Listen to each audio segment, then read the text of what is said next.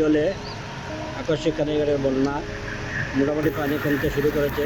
সুরমা নদীর পানি এখন বিপদসীমার 70 সেন্টির উপর দিয়ে প্রবাহিত হচ্ছে। বিভিন্ন আশ্রয়কেন্দ্রে উপজেলা প্রশাসন এবং এখানে থানা পুলিশ এবং বিভিন্ন সংগঠনের পক্ষ থেকে শুকনো খাবার বিতরণ করা হচ্ছে।